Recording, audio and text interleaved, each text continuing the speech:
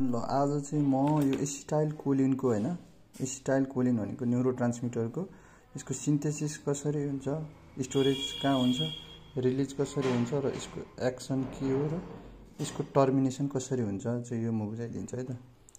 सिन्थेसिसको केसमा चाहिँ के हुन्छ भनेदेखि हामीलाई जस्तो बनाउनु पर्ने त एसिटाइल कोलिन हो हैन, एसिटाइल कोलिन हो। त्यही भएर यसको सिन्थेसिसको लागि चाहिँ हामीलाई के चाहियो, एउटा कोलिन र एसिटाइल कोए। भन्नुको मतलब कोलिन आउटसाइड न्युरोनबाट आउँछ हैन, आउँछ प्लस एसिटाइल कोएसँग मिक्स भएर के बनाउँछ यसले एसिटाइल कोलिन है। मैले यहाँ के रे इन्जाइमहरु नि राखिदिएको छु, तिनीहरु नि हेर्नु होला है। जस कोलिन बन्नको लागि के रे एसिटाइल कोलिन बन्नको लागि कोलिन र एसिटाइल कोए चाहियो। अब यसलाई नै मैले हाम्रो मेम्ब्रेनतिर देखाउँदाखेरि कसरी देखाउने भन्दाखेरि जस्तो मैले यो बनाएको चाहिँ यो पोस्ट सिनाप्टिक के रे प्री सिनाप्टिक मेम्ब्रेन भयो, अनि यो चाहिँ के भन्छ यो जंक्सन भयो हैन सिनाप्टिक लेफ्ट, अनि यो चाहिँ पोस्ट सिनाप्टिक मेम्ब्रेन है। अब यहाँ एसिटाइल कोलिन त हामीलाई त यहाँ प्री सिनाप्टिक मेम्ब्रेनमा त हाम्रो कहाँ हुन्छ त यो सिनाप्टिक भेसिकलतिर हुन्छ नि। यो कहाँबाट आयो त कोलिन आउटसाइड न्युरोनबाट आयो, यही भएको एसिटाइल कोएसँग मिलेर यसले के बनायो एसिटाइल कोलिन है। सिन्थेसिसको काम सक्यो। अब स्टोरेज कहाँ हुन्छ त, जस्तो कोलिन एसिटाइल कोएसँग कोलिन बाहिरबाट आएर एसिटाइल कोएसँग मिसेर एसिटाइल कोलिन बनायो। यो एसिटाइल कोलिन चाहिँ अब कहाँ गएर स्टोरेज हुन्छ भने यो यसको नाम हो सिनाप्टिक भेसिकल है। मैले स्टोरेज यहाँ के हुन्छ टेकन अप बाई भेसिकल है, यसको नाम के हो त सिनाप्टिक भेसिकल। अब यो सिनाप्टिक भेसिकल किनभने हाम्रो न्युरोट्रान्समिटरहरु एसिटाइल कोलिन, मैले जस्तो एक्जाम्पल यहाँ एसिटाइल कोलिन गरेको यो त हाम्रो लास्टमा पुग्नु पर्ने भनेको त यहाँ हो पोस्ट सिनाप्टिकमा, किनभने यसले त एक्सन देखाउनु पर्ने हुन्छ नि त हैन। अब यही बसेर त यसले काम गर्दैन, यो त कहाँ पुग्नु पर्यो यहाँ है।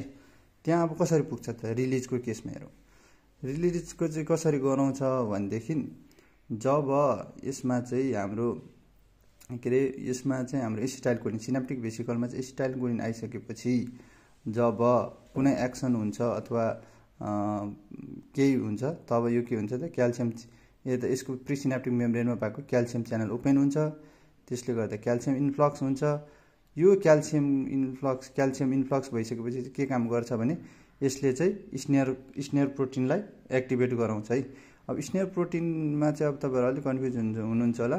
स्नेयर प्रोटिनले चाहिँ के गर्छ भनेदेखि यो सिनाप्टिक भेसिकलमा भएको हैन, सिनाप्टिक भेसिकलमा भएको यसलाई के भन्छ भेसिकल स्नेयर हैन, यो प्रोटिन यसलाई के भन्ने भेसिकल स्नेयर, अनि प्री सिनाप्टिकमा भएको प्री सिनाप्टिक स्नेयर है, यही छ नाममै स्नेयर प्रोटिन।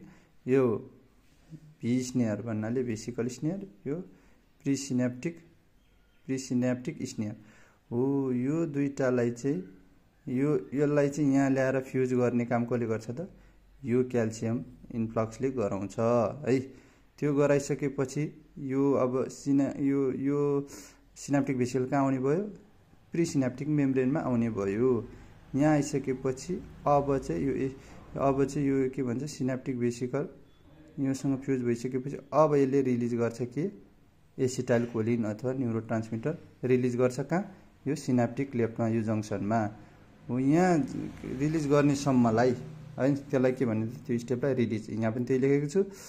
जस्तो बेसिकली लिइसकेपछि क्याल्सियम च्यानल ओपन भइसकेपछि स्नेयर प्रोटिनको कुरा ल्याए, त्यसपछि यो स्नेयर प्रोटिनले यो फ्युज गराइदिन्छ हैन भेसिकल मेम्ब्रेन र प्री सिनाप्टिक मेम्ब्रेनलाई, त्यसपछि एसिटाइल कोलिन रिलिज हुन्छ, त्यससम्मलाई रिलिज भयो।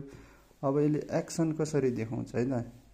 अब यो रिलिज भइसकेपछि अब यो पोस्ट सिनाप्टिक मेम्ब्रेनमा भएको यसको रिसेप्टरसँग है, यसको रिसेप्टर एसिटाइल कोलिनकै भन्नुपर्दा चाहिँ यसको दुईटा रिसेप्टर हुन्छ, एउटा निकोटिनिक र मस्कारेनिक है। मस्कारेनिक यिनीहरुमा के हुन्छ त बाइन्ड भइसकेपछि अब यो बाइन्ड भइसकेपछि चाहिँ के हुन्छ भनेदेखि यहाँ act on post synaptic cholinergic receptor मैले भनिहालेँ निकोटिनिक र मस्कारेनिक। त्यसपछि depolarisation of post synaptic membrane of nerve भनेको एक्सन पोटेन्शियल गराउने भयो।